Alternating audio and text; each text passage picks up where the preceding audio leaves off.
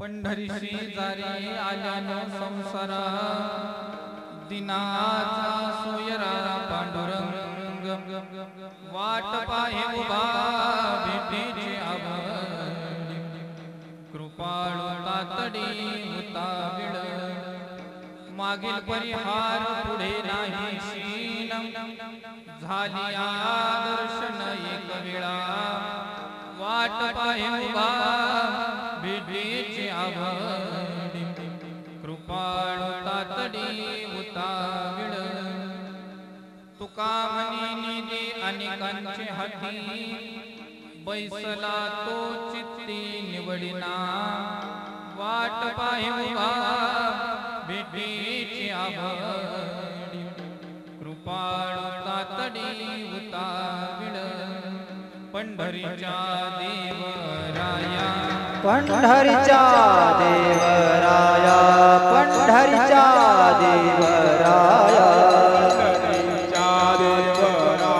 दंडवत तुझे पाया दंडवत तुझे पाया दंडवत तुझे पाया दंडवत तुझे पाया दंडवत तुझे पाया दंडवत तुझे पाया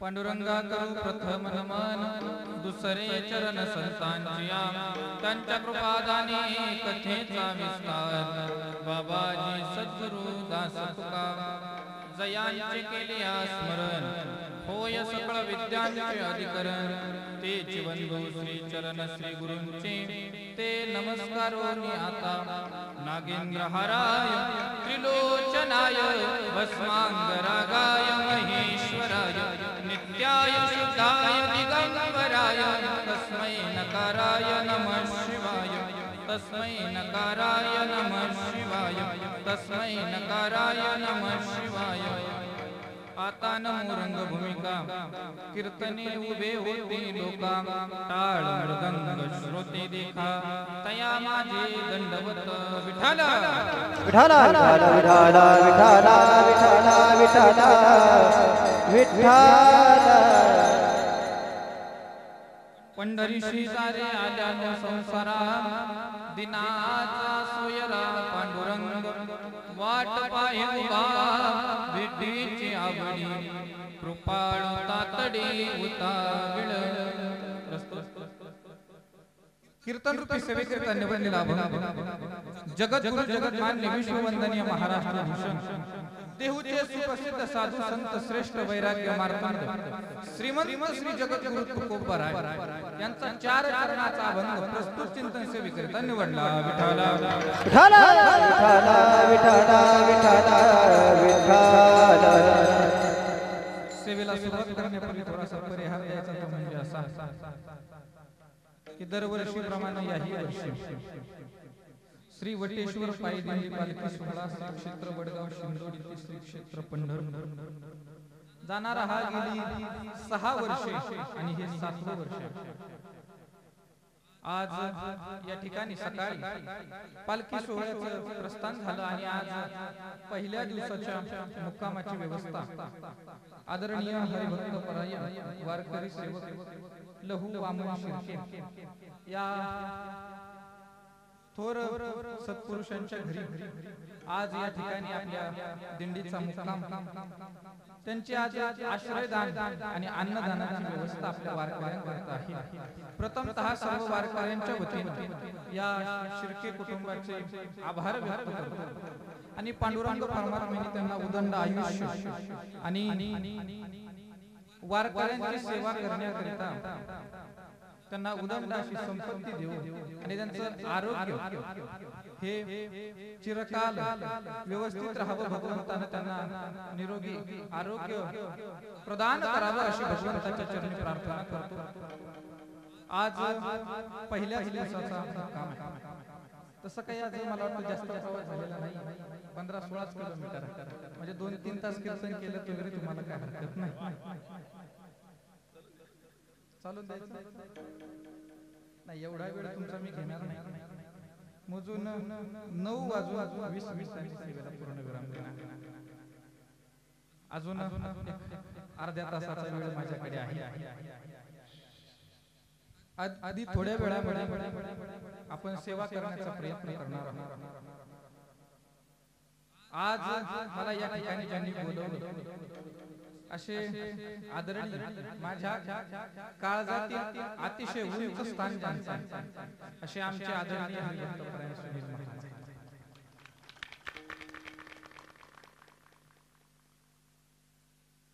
तुमच्या गावामध्येच आहेत, तुम्हाला तर काही सांगणं योग्य नाही. तुम्ही मला काय वाटतं ते सांगा. महाराज गोड गातात याबाबत वादच. महाराजांचं नाव आहे शंका अजिबात नाही, पण यापेक्षाही आणखी एक त्यांचा जो गुण आहे, जो मला सगळ्यात जास्त तो गुण त्यांचा असा आहे की त्यांची कायम तळमळ असते की छोट्या माणसाला सुद्धा मोठं झालं पाहिजे. छोट्या माणसाला सोबत घेऊन मोठं करणं हा गुण त्यांच्याकडे. नाहीतर त्यांच्याकडे जर हा गुण नसता तर आज आज केवळ उभा आहे फक्त आणि फक्त महाराजांना. कारण जगात भरपूर मोठी माणसं आहेत. एक वाक्य आहे का, जगामध्ये भरपूर मोठी माणसं आहेत. कशाने? संपत्तीने असतात, शरीराने असतात, ताकदीने असतात, कोणत्या ना कोणत्या कारणाने बरीच मोठी माणसं. पण मोठा त्याला म्हणत नाही. आमचं शास्त्र नव्हे, आमचा संप्रदाय मोठं कोणाला म्हणतो तर ऐका, जो छोट्याला मोठं करायचा प्रयत्न, जो छोट्याला मोठं करतो तो जरी दिसायला छोटा असला तरी तो अंतःकरणानं मोठा असतो. आणि जो छोट्याला मोठं करत नाही, छोटा पुढे जात असेल तर त्याला मागे ओढल्याशिवाय राहत नाही, त्याचे पाय कापल्याशिवाय राहत नाही. तो दिसायला कितीही मोठा असला तरी तो छोटा नाही, हो खोटा असतो. विठ्ठल विठ्ठल विठ्ठल विठ्ठल विठ्ठल विठ्ठल. पण उदाहरण त्यांनी त्यांच्या आमंत्रणाने नवे, मी म्हणतो त्यांच्या आजमी या ठिकाणी. तसेच त्यांच्या सोबत ज्यांनी गायनाचे साथ केले बापू आदरणीय आमचे महाराज, ते त्यांचे ज्येष्ठ मार्गदर्शक आहेत. लहानपणापासून परमार्थ ज्यांच्याकडे पाहत पाहत परमार्थाला लागला असे ते ज्येष्ठ व्यक्तिमत्व आहे. त्यांच्याही चरणावरती नतमस्तक होतो. सर्व टाळकरी मंडळी, विणेकरी बाबा आदी सर्व महाराज मंडळी, तसेच मृदंगावरती साथ करण्याकरता आपल्याला 12-13 दिवस ज्यांच्या मृदंगाचा आस्वाद घ्यायचा, आनंद घ्यायचा असे आमचे हरिभक्त परायण जीवलग मित्र आमचे शुभम महाराज या ठिकाणी उपस्थित आहेत. त्यांच्याही काही आधी करून सर्व महाराज मंडळी. आता मला सर्वांचा बहुतेक सर्वांचा परिचय आहे, कारण मी गावात बऱ्याच दिवसापासून आहे. तुम्हाला जवळजवळ सगळ्यांचे चेहरे माहिती आहेत, पण नाव घेण्यात जास्त वेळ न घालवता तुम्ही सर्व वारकरी मंडळी मला भगवंताच्या स्वरूपात आहात, म्हणून प्रत्येकाचं वैयक्तिक नाव घेऊन नमस्कार करण्यापेक्षा व्यासपीठावरून सर्वांच्या चरणी नतमस्तक होतो. मस्तक हे पायावरी, मस्तक हे पायावरी, मस्तक हे पायावरी, मस्तक हे पायावरी. या वारकरी संताच्या, या वारकरी संताच्या,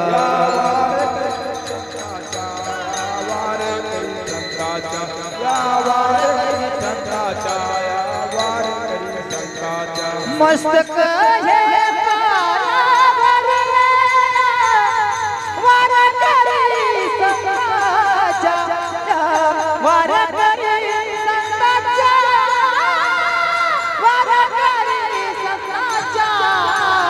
मस्तक हे पायावरी, वारकरी संताच्या,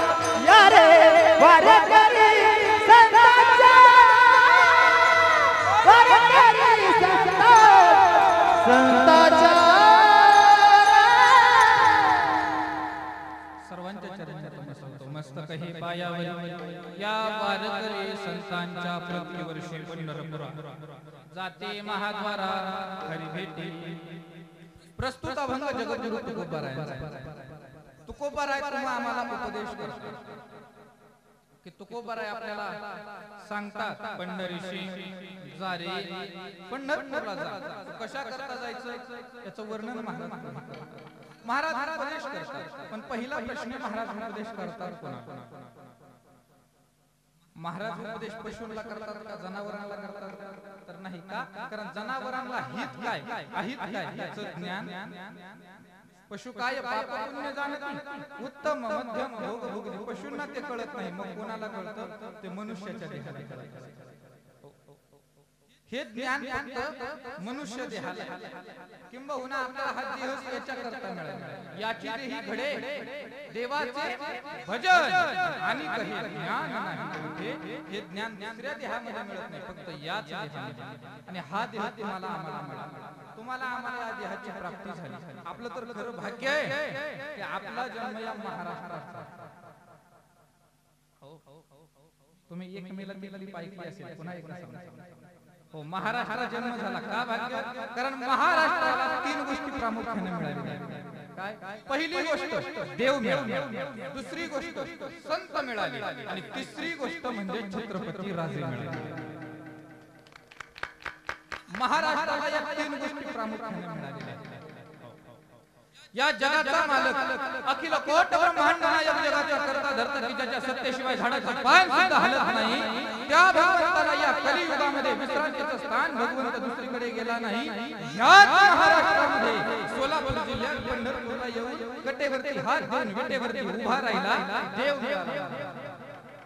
18 पगड जाती धर्मामध्ये आमच्या साधू संतांनी अवतार धारण केला आणि अवतार धारण करून पंढरपूरची वाट दाखवली अरे जीवाचा उद्धार कशाने होईल याचं ज्ञान दिलं संत मिळाले आणि जुलुमशाहीमध्ये कष्ट सहन करणारा समाज रयतेवरती होणारा अन्याय हा अन्याय दूर करण्याकरता राजा सिंदखेडचे लखोजीराव जाधव त्यांची कन्या जिजाऊबा साहेब त्यांच्या पोटी एक पुत्र रत्न जन्माला आलं की ज्याने या महाराष्ट्राचा उद्धार केला ते रत्न म्हणजे छत्रपती शिवाजी या तीन गोष्टी प्रामुख्याने मिळाल्या म्हणून देव महाराष्ट्रात संत महाराष्ट्रात छत्रपती महाराष्ट्रात वारी सारखी उज्ज्वल परंपरा सुद्धा फक्त आणि फक्त महाराष्ट्रात हे बाकी इतर कुठे मिळणार नाही मग आपला जन्म महाराष्ट्रात झाला महाराष्ट्रात जन्म झाला असेल त्यानं वारीला गेलं हे तुकोबाराय सांगतात पंढरीशी जा रे हो पंढरी पुढे शब्द आल्यानो संसार संसार शब्द या अभंगामध्ये महत्त्वाचा आहे संसार म्हणजे काय तुम्ही आम्ही घरात चार भिंतीचा करतो तो नाही मग संसार कशाला म्हटलं तर या देहाला संसार जन्म मृत्यूचा संसार आहे कारण संसाराची व्याख्या करत असताना आद्यगुरु शंकराचार्य संसाराची व्याख्या सांगतात कशाला म्हणतात संसार तर शंकराचार्य सांगतात पुनरपि जननम पुनरपि मरणम पुनरपि जननी जठरे शयनम इह संसारे खलु दुस्सारे कृपया पारे पाहि मुरारे भज गोविंदम गोविंदम भज मूढमते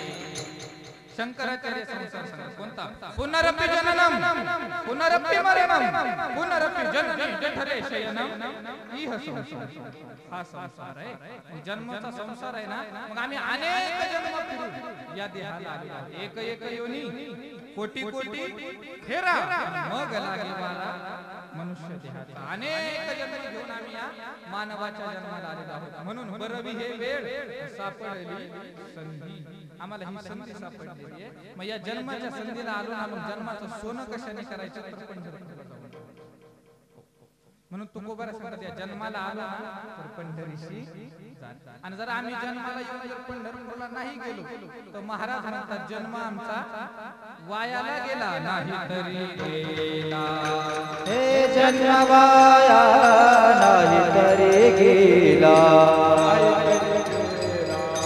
जन्म वाया नाही तरी गेला हे सांगतो तुम्हासी वजरे विठ्ठल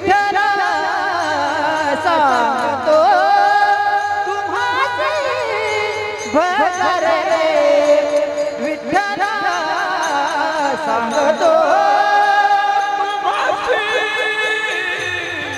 भजरे विठ्ठला सांगतो तुम्हासी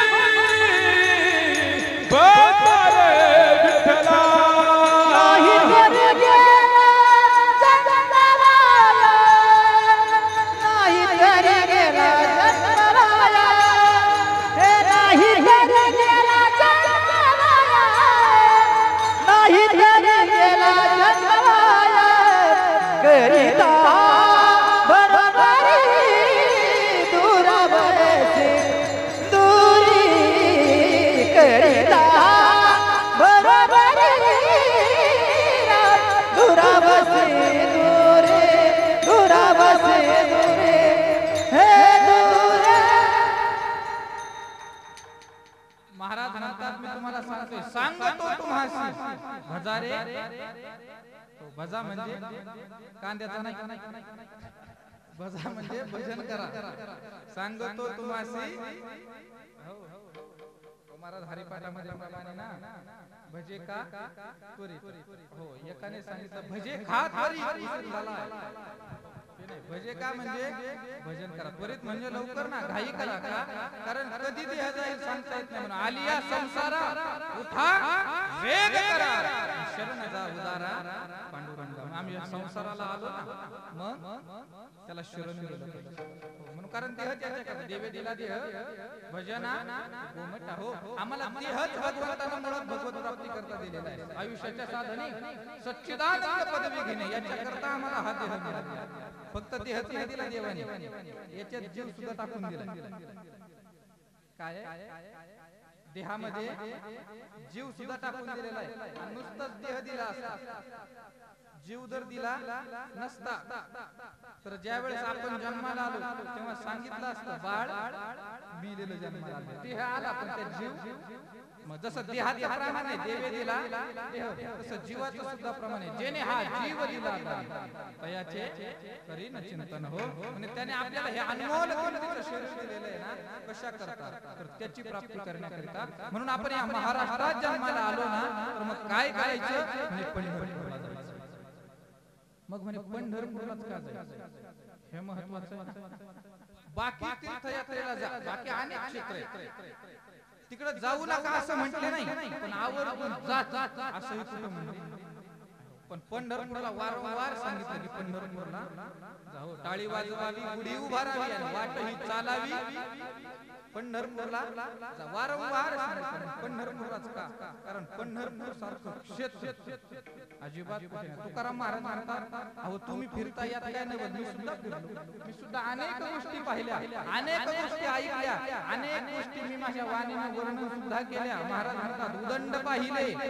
उदंड ऐकले उदंड वर्णले क्षेत्र महिमे मी बरंच वर्णन केलं पण ऐसी चंद्र ऐसे भीमाती ऐसा विटेवर असं कुठंच भेटलं नाही मी अनेक ठिकाणी गेलो आणि महाराज कुठं गेले तर तुकोबरा याचंही प्रमाण देतात कुठं गेलो वाराणसी गया पाहिली द्वारका तरी नाही मी सुद्धा गेलो ना पण पंढरपूर सारखं क्षेत्र मी सुद्धा काशी महाराज म्हणतात वाराणसी म्हणजे काशी मी सुद्धा काशीला गेलो पण पंढरपूर सारखं काशी प्रसिद्ध आहे कशा करता मोक्ष देण्यासाठी काशीला गेल्यानंतर काय मिळतो मोक्ष मिळतो पण जाऊन आल्यावर नाही तिथंच राहावं लागतं तिथंच मरावं लागतं त्यावेळेस हो आम्ही नाही आमचे माऊली वर्णन करतात मोक्ष देवोनी उदार काशी होय कीर परी वेचेला शरीर ती गाडी तिथं मरावं लागतं पण आमच्या पंढरपूरला तसं नाही आम्ही पंढरपूरमध्ये पोहोचलो आणि पांडुरंगाचा नुसता कळस पाहिला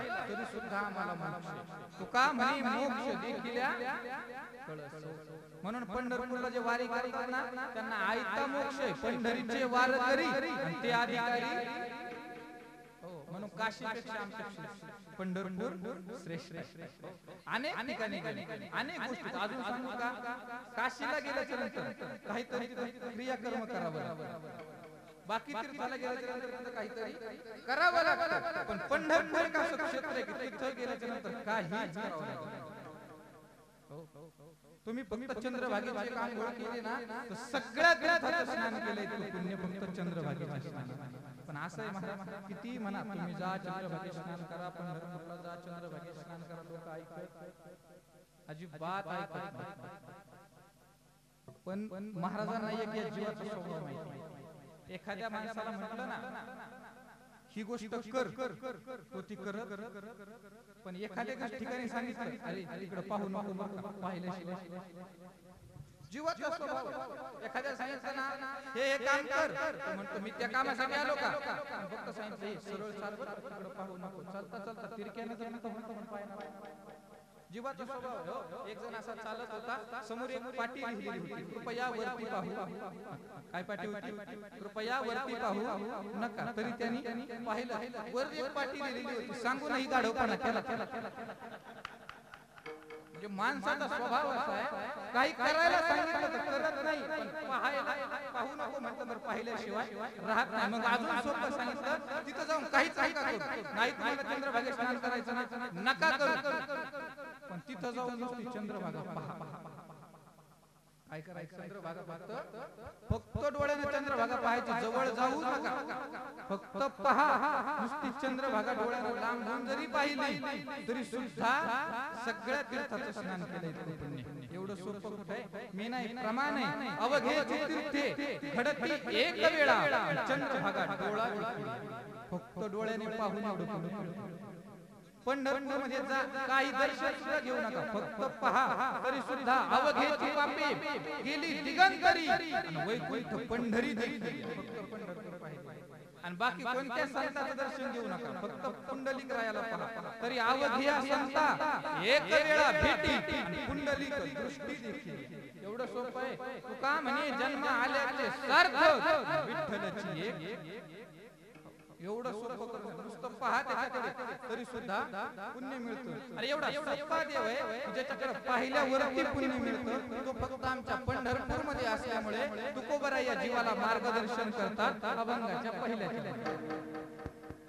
पंढरी सिंगारे आला नो संसारा, पंढरी सिंगारे आला नो संसारा, पंढरी सिंगारे आला नो संसारा, पंढरी सिंगारे आला नो संसारा.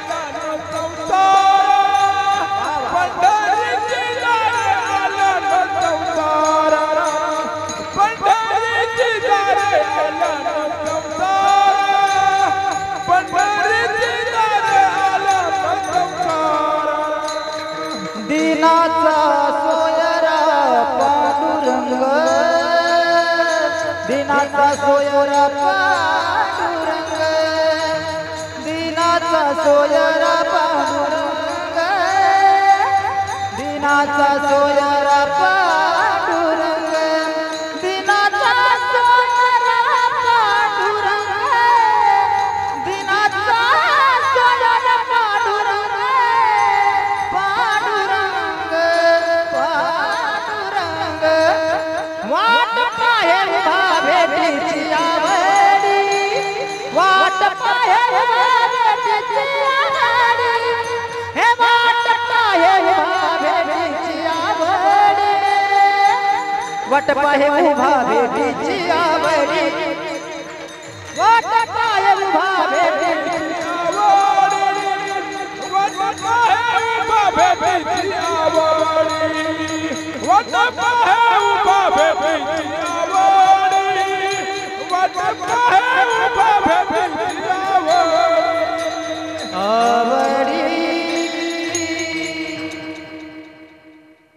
इतकं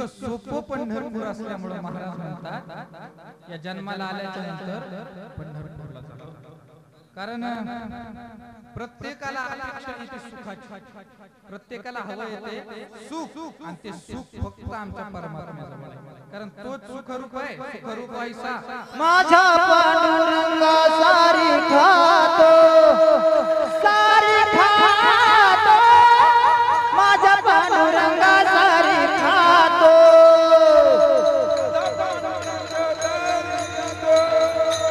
सारी खातो, माझ्या पांडुरंगा सारी खातो. हे सुखरूप ऐसा तुझा कोण सारा, माझ्या पांडुरंगा सारी खातो, माझ्या पांडुरंगा सारी खातो. सुखरूप ऐसा तुझा कोण सारा, माझ्या पांडुरंगा सारी खातो, माझ्या पांडुरंगा सारी खातो.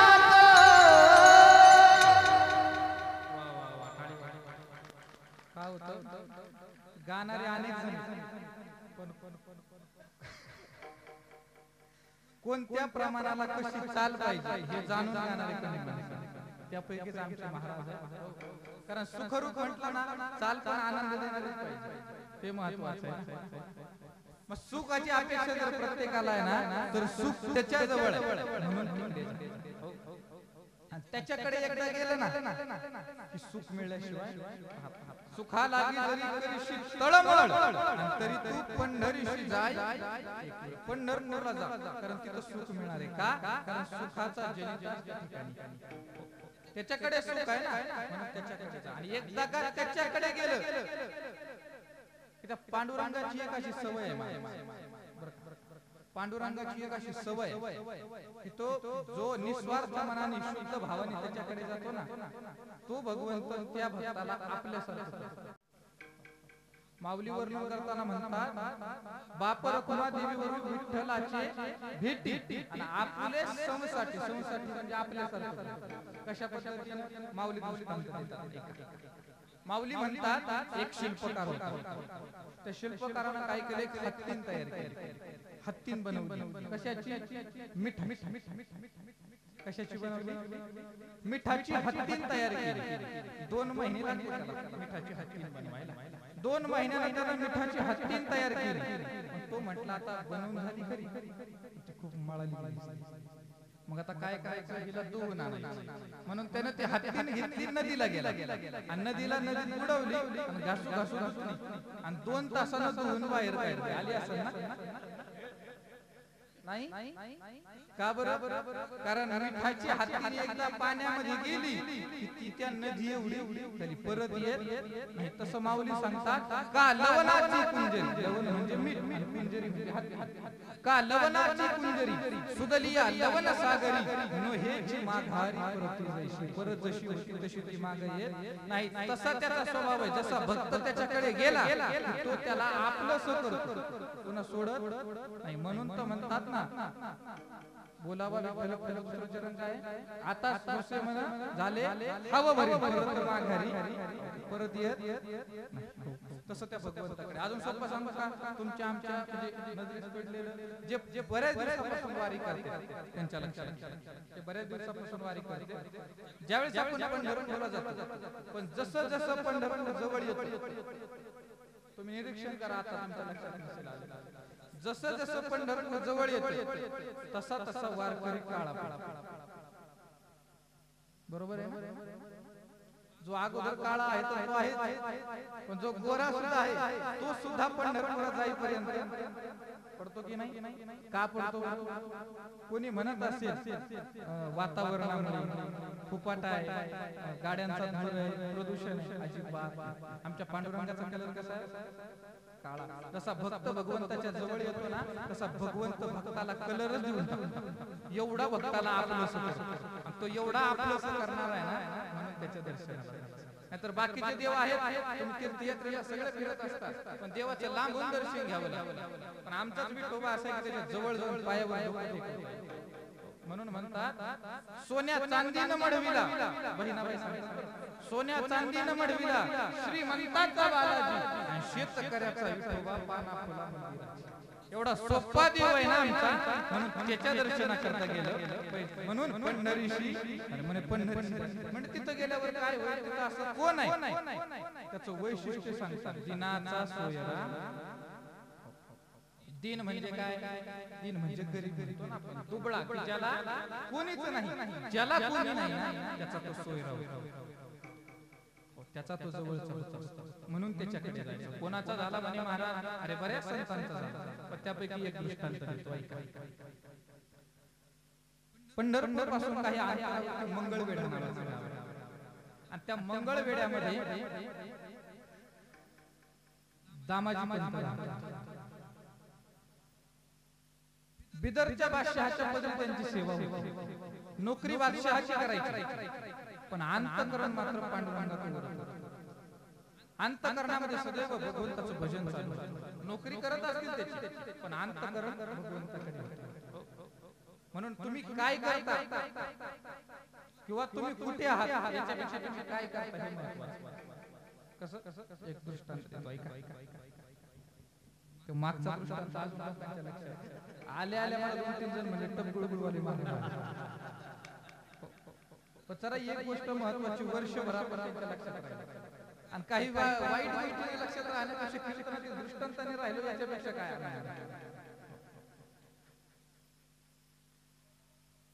अकबराचा दरबार, दरबारामध्ये सगळे बसले, फक्त बिरबल आलेला नाही, अकबरानं पाहिजे. आणि अकबराच्या असं मनात आलं की बिरबल अजून काय आलेला आहे, बहुधा तो उशिरा येणार. मग आपण बिरबलाची थट्टा करायची, असं कोणाच्या मनात आलं, अकबराच्या मनात आलं की बिरबलाची थट्टा करायची. मग आला बिरबलाला आल्याबरोबर ए बिरबला, अरे ऐक रे बिरबला, अरे बिरबला मला रात्री एक स्वप्न पडलं. म्हणे काय स्वप्न पडलं, अरे बिरबल आपण दोघं रस्त्यानं चालत होतो, दोघंही गप्पा मारत चालत होतो. आपण त्या गप्पा मारण्यामध्ये दंग झालेलो होतो, पण आपण चालत असताना आपल्या दोघांच्या समोर 2 खड्डे आले आणि चालण्यात आपलं भान राहिलं नाही. आपण दोघंही त्या खड्ड्यात असं का हो, मग त्यात काय झालं, म्हणजे ऐक ना बिरबल, अरे आपण दोघंही चालत होतो, चालता चालता खड्ड्यात पडलो, पण मी ज्या खड्ड्यात पडलो तो खड्डा मधानं भरलेला होता आणि तुझ्या खड्ड्यात पडला तो खड्डा घाणीने निघाला. सगळा दरबार बिरबलाच्या लक्षात आलं बादशाह आपली फजिती करतो. पण गपची पाय घ्यायला तो सुरेश गावडे होता, तो बिरबल होता. बिरबल म्हणजे अत्यंत हजरजबाबी माणूस, तो अत्यंत हजरजबाबी. आताच्या भाषेत सांगायचं झालं तर कपिल शर्मा एवढा हजरजबाबी बिरबल होता. आणि ते एक बोलण्याचं कौशल्य असतं. हजरजबाबीपणा म्हणजे बोलण्याचं कौशल्य असतं. अलीकडे आपल्याकडे ते कौशल्य एका नेत्यामध्ये होते. त्या नेत्याचं नाव आहे स्वर्गीय भारत अटल बिहारी. त्यांच्याकडे ते कौशल्य होते. एकदा त्यांची बिहारमध्ये सभा झाली आणि सभा झाल्याच्या नंतर लालू प्रसाद यादव ते म्हणाले, हमारे बिहार में अटल जी आए, तो अटल जी हमारे बिहार में कहा काम, लालू प्रसाद हमारे बिहार में तुम्हारा क्या काम बा. त्याला उत्तर देत असताना अटल जी म्हणाले, लालू जी आप कहते हैं हमारे बिहार में तुम्हारा क्या काम बा, सुन लो लालू जी आप केवल बिहारी हो, हम अटल बिहारी. याला म्हणतात बोलण्याचं कौशल्य. तसं ते बिरबलाकडे कौशल्य होतं. बिरबल म्हटलं, ओ राजे, अहो तुम्हाला स्वप्न पडलं ना, हो तसं स्वप्न मलाही पडलं. म्हणे काय, आपण दोघं रस्त्याने चाललो होतो, रस्त्याने चालता चालता एकमेकांमध्ये बोलण्यात दंग होतो, चालता चालता आपल्या समोर 2 खड्डे आले, आपण दोघंही त्या खड्ड्यात पडलो. मी पडलो घाणीच्या खड्ड्यात, तुम्ही पडले मधाच्या खड्ड्यात. मलाही पडलं ना रे बिरबला, पण ऐका ना राजे, माझ्याही पुढे म्हणे काय, म्हणे आपण दोघं खड्ड्यातून बाहेर आलो, तुम्ही मधाच्या खड्ड्यातून बाहेर आले, मी घाणीच्या खड्ड्यातून बाहेर आलो. तुम्ही मधाच्या खड्ड्यातून बाहेर आल्यामुळे तुमचं शरीर मधानं भरलेलं होतं आणि मी घाणीच्या खड्ड्यातून बाहेर आल्यामुळे माझं शरीर घाणीनं भरलेलं होतं. मग रे अहो, मग आपण बाहेर आलो, पण बाहेर आल्याच्या नंतर तुम्ही मला चाटत होते आणि मी तुम्हाला. मग राजा आता दृष्टांत संपला, आता सिद्धांत. आपण कोणत्या खड्ड्यात पडलो हे महत्वाचं नाही, आपण चाटतो काय हे महत्वाचं. तसं आम्ही प्रपंचाच्या खड्ड्यात पडलो ठीक आहे ना, पण प्रपंचाच्या खड्ड्यात पडलेला असताना कीर्तनाचा भजनाचा वारीचा मत जपता आला हे महत्वाचं. तसं दामाजी पंत संसारच करत होते, बिदरच्या बादशहाच्या पदरी सेवाच करत होते, पण सेवा करत असताना भगवंताचं चिंतन सुद्धा. आणि एक काळ आला की दुष्काळ पडला. इतका दुष्काळ पडला की कोणाकडे खायला काही राहिलं नाही, खाण्यावाचून माणसं मरू लागली, एवढा भयान दुष्काळ पडला.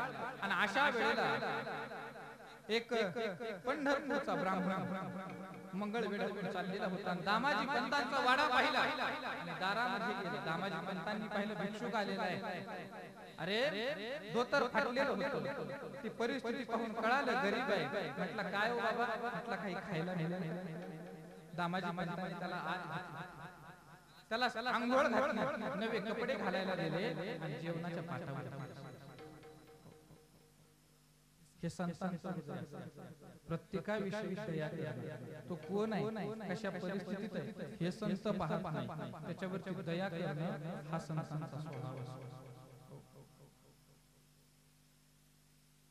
जेवायला बसला, जेवायला आता घास घालणार तर तो ब्राह्मण जेवे ना. दामाजी पंत म्हटलं हो काय झालं, का रडता, काही चुकलं का आमच्याकडून? म्हणे काही चुकलं नाही. म्हणे मग अहो याच्याकरता रडू आलं, मी इथे जेवायला बसलो पण माझी लेकरं माझी बायको 8 दिवस झालं उपवाशी, त्यांच्या पोटामध्ये अन्नाचा कण नाही, दुष्काळ पडलेला आहे, अन्न राहिलं नाही आणि मी इथे जेवतोय. त्यांची आठवण आली हो या भाजीमध्ये मला घरच्यांचे चेहरे दिसतात, कसा जीव. दामाजी पंत म्हटले काळजी करू नका, तुम्ही जेवण करा, मी तुम्हाला गाडी म्हणजे ठीक आहे. त्यानं आनंदाने जेवला, गाडीमध्ये धान्य टाकलं आणि तो ब्राह्मण निघाला. पण इतका दुष्काळ पडलेला होता, खायला काही नव्हतं. अरे उपवाशी असणाऱ्या लोकांनी त्या गाडीवरची धाड टाकली, सगळं तो ब्राह्मण पुन्हा. त्याला कोणीतरी विचारलं, अरे आजचा एवढा दुष्काळ पडला आणि एवढं धान्य तुला दिलं कोणी? तर सांगितलं मंगळवेढ्यामध्ये दामाजी पंत आहेत, त्यांचं इतकं उदार अंतःकरण आहे की त्यांना मला गाडी हे ऐकतात सगळेजण धावले. दामाजी अहो आम्हाला धान्य द्यावं, दुष्काळ पडले. आता त्यांच्याकडे धान्य भरपूर होतं, कारण बिदरच्या बादशहाच्या पदरी सेवा असल्यामुळे कराच्या स्वरूपामध्ये, टॅक्सच्या स्वरूपामध्ये धान्य गोळा झालं होतं, कोठार भरलेलं होतं धान्य. दामाजी पंतांना म्हटले आम्हाला धान्य द्या. दामाजी पंतांच्या मनात विचार आला, अरे हे जर कोठार आता मी या लोकांकरता मोकळं करून दिलं तर राजा मला देहदंडाची शिक्षा देणार, राजा मला फासावर देणार आहे. पण जर हे धान्य मी दिलं नाही तर त्या राजापेक्षाही मोठा राजा वरती बसलेला आहे, तो मला कधीच माफ करणार नाही. का? कारण माझ्याकडे असूनही एवढी लोक जर उपवाशी बसली तर ते पाप माझ्या माथ्यावरती बसेल. अरे एवढी लोक मरण्यापेक्षा यांना धान्य देऊन मी एकटा मेलो तरी चालेल. त्यांनी निर्णय घेतला की धान्य लोकांना देऊन कोठार करून दिलं आणि लोकांना धान्य वाटायला सुरुवात केली. धान्य इतकं होतं, 1-2 दिवस नाही तर तब्बल 1 महिना झाले तरी सुद्धा घेऊन जात होते, एवढं धान्य होतं. पण कोणी जर चांगलं काम करत असेल ना तर त्याला काड्या घालणारे असतात. असा त्याच गावाचा एक गृहस्थाने पाहिलं, अरे बिदरच्या बादशहाचं धान्य हा दामाजी पंत लोकांमध्ये वाटतोय. राजाला खबर दिली की तुमचं धान्य दामाजी पंतांना लोकांमध्ये वाटा केलेलं आहे. काहीतरी वाढून सांगितलं. राजाला शिपाई पाठवले, दामाजीला धरून घेऊन या, त्याला फासावर ठेवा. शिपाई निघाली. दामाजी पंताला याची कल्पना होती की मला राजा शिक्षा नक्की करणार. त्यांनी तयारी केली. शिपाई घरी आले आणि सांगितलं, दामाजी तुम्हाला राजाने बोलावले. आणि हो ठीक आहे, येतो मी तुमच्या सोबत, मला त्याची कल्पना आहे. पण तुम्ही माझ्या घरी पाहुणे आले, तुम्ही जेवण केल्याशिवाय आपण सोबत अजिबात त्यांना घरामध्ये याला म्हणतात. जे बंदी बनवायला आलेले त्यांना सुद्धा अगोदर जेवू. म्हणून म्हणतात आपण पारिथे नाही, संत कधीच आपलं परक पाहतात. अहो देव एक वेळा आपलं परक पाहतात. देव भक्तात आणि अभक्तात भेद करतो. भक्ता राखे पायापाशी, दुर्जनाशी संहारी. भक्तात आणि अभक्तात देव फरक करतो, पण संत मात्र फरक करत. अहो प्रसंगी काय आपली आयुष्य गावात लग्न आहे तो आपोलियाचा कळवळा आणि कबाळावर दुसऱ्यावरती नाही गावात लग्न दोन मुलं लग्नामध्ये पोटभर जेवली पण पाणी पिल्याच्या नंतर अन्न बसणार नाही म्हणून पाणीच पिले तसेच जेवले तिखट लागले आणि फुल भरलं पोट मग म्हणले चला घरी जाऊन पाणी पिऊ एक मित्र दुसऱ्या मित्राला म्हणतात चल चल माझ्या घरी जाऊन पाणी पिऊ दोघंही निघाले राहायला शेजारी पण पाणी प्यायला एकाच्या घरी दोघंही आले घरी आले दोघांनाही तिखट लागलेले दोघांनाही तहान लागलेले दोघांचे तोंड फोडलेले घरी आल्यानंतर त्या मुलांना आवाज दिला आई ए आई आम्हाला पाणी घेऊन ये आई पाणी घेऊन आली समोर दोन लेकरं उभी एक तिचा स्वतःचा आहे आणि एक शेजाऱ्याचा आहे दोघांनाही तहान लागलेले दोघांनाही तिखट लागलेले दोघांचंही तोंड फोडलेलं आहे दोघंही पाणी मागतायत आईच्या हातामध्ये तांब्या आहे मला खरं सांगा प्रामाणिकपणे उत्तर द्या आई तांब्या पहिला कोणाला देणार तिच्या लेकराला का शेजाऱ्याच्या लेकराला कोणाच्या तिच्या लेकराला देणार त्याची तहान लागली शेजारच्याला देणार का कारण आपलं परपर आईजवळ आहे पण संतांजवळ तसं नसतं अरे बंदी बनवायला आले तरी सुद्धा त्यांचा पाहुणचार केला जेवायला बसले जेवायला बसल्याच्या नंतर दामाजी पंतांनी एक विनंती केली हे पहा मला तुम्ही घेऊन जाणारच आहात मी यायला नाही म्हणत नाही पण माझी एक विनंती आहे काय मला बिदरला घेऊन जात असताना मला पंढरपूर त्यांनी सांगितलं नाही नाही आमच्याकडे असं फरमान नाही आम्ही ज्या रस्त्याने आलो त्याच रस्त्याने विनंती केली अहो मला एकदा त्या पंढरीश परमात्म्याचं दर्शन घेऊ द्या कारण मला माहिती आहे मला फाशी देण्यात येणार आहे मला त्याचं शेवटचं दर्शन घेऊ द्या तयार नाही शेवटी दामाजी पंतांच्या बायकोनं हातातल्या दोन सोन्याच्या बांगड्या काढल्या दोन शिपायांना दिल्या आणि मग त्या लोभापोटी पंढरपूरला यायला तयार झाले घेतलं दामाजी पंतांना पंढरपूरमध्ये आले पंढरपूरमध्ये आल्याच्या नंतर पांडुरंगाकडे पाहिलं त्याचं दर्शन घेतलं आणि हात जोडून दामाजी पंत म्हटले पांडुरंगा आता येतो आता तुझी माझी ही शेवटचीच भेट आहे आता मी जगलो वाचलो तर परत येईल पण शक्यता नाही आता मी जाणार आहे पण मी गेल्याच्या नंतर माझ्या कुटुंबाचं तेवढं रक्षण कर आणि निघाले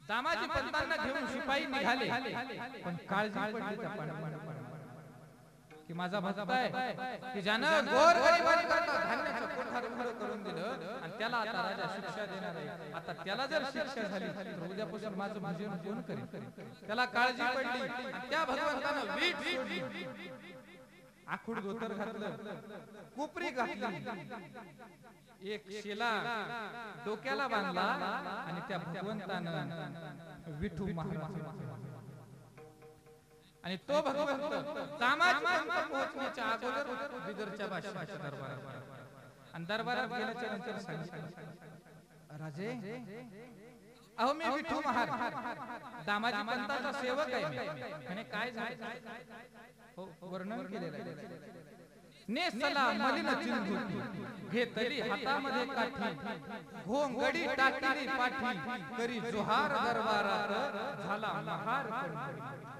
भगवंताने ऋण घेतलं जोहार बाबा मुजरा केला मी दामाजी पंताचा सेवक आहे त्यांना जे धान्य लुटून नेलं ना जे तुमच्या पर्यंत अफवा पसरवली की त्यांनी धान्याचं दान केलं हो दान नाही केलं त्याचा मोबदला घेतलेला आहे विकत दिलंय लोकांना धान्य असं खोटं काय केलं म्हणे विकलंय मुंड्या तुनी काढली चिठ्ठी फेकी दुरूनची जगजीठी दामाजीने विकली बघा कोठी घ्यावं दाम याची पदरात मी त्याचं दाम घेऊन आलेलो आहे मी त्याचा मोबदला आहे ना की घेऊन आलेलो आहे कुठे मोबदला तर कोपरीच्या खिशातून एक बटवा काढला सगळे हसायला लागले अरे एवढं एक महिना जर धान्य नेत होते आणि त्याचं दाम किती बटव्यामध्ये हसायला लागले सगळे पण भगवंतानं ज्यावेळेस बटवा असा खाली केला ना तर खळ खळ खळ खळ खळ खळ खळ खळ जोपर्यंत त्याचं धान्याचं दाम धरत तोपर्यंत मोहरा त्या बटव्यातून पडत खळ खळा होती त्या मोहरा ह्या मोजून पावती करा ढीग पाहुणी चमकल्या नजरा शहा बोट झाली तोंडात राजाने सुद्धा तोंडात बोट घातला एवढ्या एवढ्या मोठ्या मोहरा निघाल्या दाम देऊन टाकलं चिठ्ठी घेतली राजाचा सही शिक्का घेतला माघारी आला मंगळ वेढ्याला येऊन दामाजीच्या घरामध्ये तो लकोटा ठेवला आणि भगवंत पुन्हा विटेवर जाऊन तिकडे शिपायांनी दामाजी पंतांना घेऊन दरबारामध्ये दरबारामध्ये आल्याच्या बरोबर राजाने पहिल्या राजाने सांगितलं अरे सोडा त्या दामाजीला सोडा. शिपाई म्हटले अगोदर याला आता हात सोडा म्हणजे हात तेव्हा पेलेला होता का आता पेलेला होता काय कळालं म्हणे सोडून द्या. मी काय झालं अरे त्यांना ते धान्य विकलेलं आहे त्याचा मोबदला सुद्धा मिळालेला आहे. दामाजीला काही कळेना घडलेला वृत्तांत राजाने दामाजीला सांगितला आणि तेव्हा दामाजी पंतांच्या लक्षात आलं की माझ्या करता भगवंताने विठू महाराजचं रूप धारण केलं त्याला माझ्या करता इथं यावं लागलं माझं दाम दाम करावं लागलं.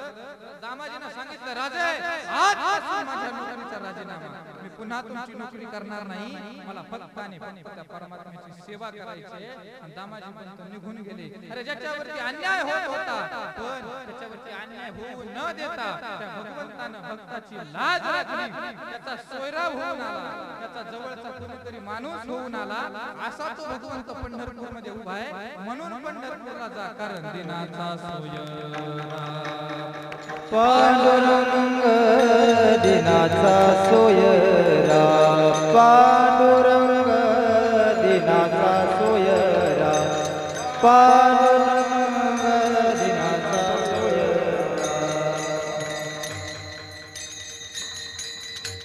असं ज्याला कोणीच नाही ना त्याचा तो भगवंत होत असतो. पाडेवार शब्दाचा अर्थ पाडेवार म्हणजे नोकर. आपण दररोज काकड्यामध्ये म्हणतो मीराबाईसाठी घेतो विष प्याला आणि दामाजीचा झाला पाडेवार दामाजीचा नोकर होऊन तो भगवंत गेला. दिनाचा सोयरा चोखोबारायाच्या बहिणीचं रूप घेऊन बायकोचं बाळंतपण करतो दिनाचा सोयरा. जनाबाईला कोणी नसताना तिची येऊन विनी बनी करून जातो दिनाचा सोयरा. अरे अनेक भक्तांची कामं करतो म्हणून दिनाचा सोयरा तो त्या ठिकाणी उभा आहे. म्हणून त्याच्या दर्शनाकरता जा तुम्ही त्याच्या दर्शनाकरता जाते असं नाही तो सुद्धा तिथं भक्ताची वाट वाटच उभा आहे. वाट पाही उभा भेटीची आवडी. पुढली 3 चरण उर्वरित आहेत ते परवा दिवशीच्या पुढच्या भागात होतील. विठोबा विठोबा रखुमाई विठोबा रखुमाई विठोबा रखुमाई विठोबा रखुमाई विठोबा रखुमाई विठोबा रखुमाई. हे हरि जय जय हरि हरि जय जय जय विठोबा रखुमाई हरि जय जय हरि जय जय जय विठोबा हो हरि जय जय हरि हरि जय जय जय विठोबा रखुमाई हो हरि हरि हरि हरि हरि जय जय जय विठोबा रखुमाई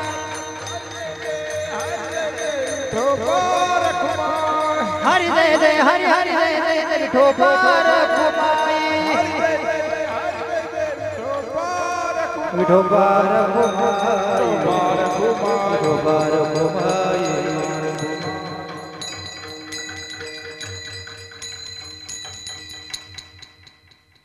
एक चरणाचा धावता बाबा कशा तरी मर्यादित वेळेमध्ये सांगण्याचा प्रयत्न केला. अजून 3 चरण बाकी आहेत ते बघू आता. असो झालेली सेवा भगवंताच्या चरणी त्या ठिकाणी समर्पित करतो. तुम्हा सर्व वारकरी मंडळींच्या चरणावरती पुनश्च नतमस्तक होतो. आदरणीय महाराजांच्या चरणावरती नतमस्तक होतो. या शिर्के कुटुंब करता भगवंताने त्यांना उदंडाशी संपत्ती आणि आरोग्य देऊन भगवंताने त्यांना अशीच वारकऱ्यांची सेवा करण्याची संधी उत्तर देत राहावी अशी भगवंताच्या चरणी प्रार्थना करतो आणि सेवेला विराम देतो. ज्ञानेश्वर माऊली ज्ञानराज माऊली तुकाराम ज्ञानेश्वर माऊली ज्ञानराज महाराज ज्ञानेश्वर माऊली ज्ञानराज माऊली तुकाराम. हे ज्ञानेश्वर ज्ञानेश्वर ज्ञानेश्वर माऊली ज्ञानराज माऊली तुकाराम.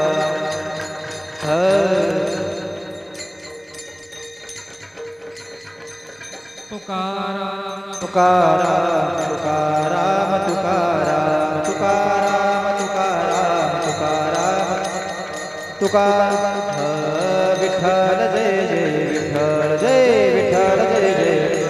हा बोले रे रे पुरे वेडे वाकोडी उत्तरे. आरतीसाठी चला आरती आरतीसाठी चला शिर्के परिवारातील कुटुंबीय आरतीसाठी आरती घ्यायची आरती. हा बोले रे रे पुरे वेडे वाकोडी उत्तरे. करा क्षमा अपराध महाराज तुम्ही हे विचारिला अधिकार पुला करा क्षमा अपराध तुका मन ज्ञानेश्वरा राखा पाया भगी करा क्षमा अपराध हो ऐका ते आरतीचा ताट होईपर्यंत पूर्वी मी थोडीशी सूचना देतो. आज आपला वटेश्वर पायदे पालखी सोहळा